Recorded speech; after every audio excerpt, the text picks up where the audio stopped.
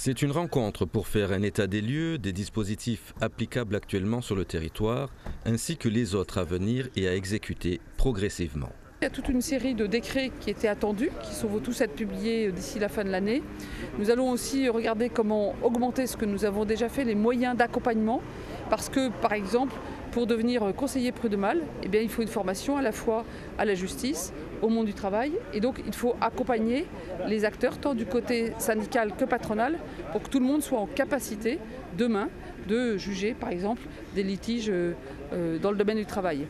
Plusieurs adaptations seront nécessaires, comme par exemple certaines traditions ou jours fériés du calendrier musulman.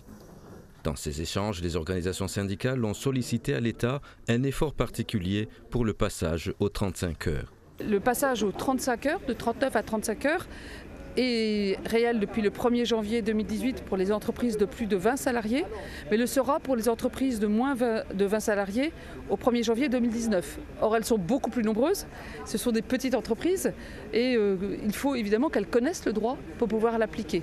Et donc, nous avons convenu qu'il y aurait des réunions partout sur le territoire, vraiment dans une proximité, pour que chaque chef d'entreprise et les salariés puissent savoir comment ça va se passer.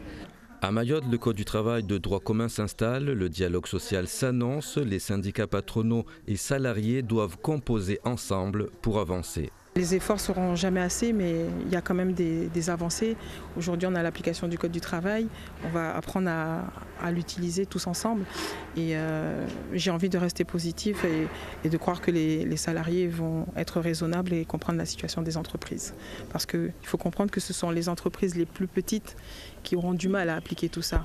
Donc, est-ce qu'on va toucher et faire mal à 95% de l'économie locale? Je ne pense pas que ça soit leur but. D'autres instances suivront. La prochaine, le Conseil des prud'hommes, il est annoncé pour 2022.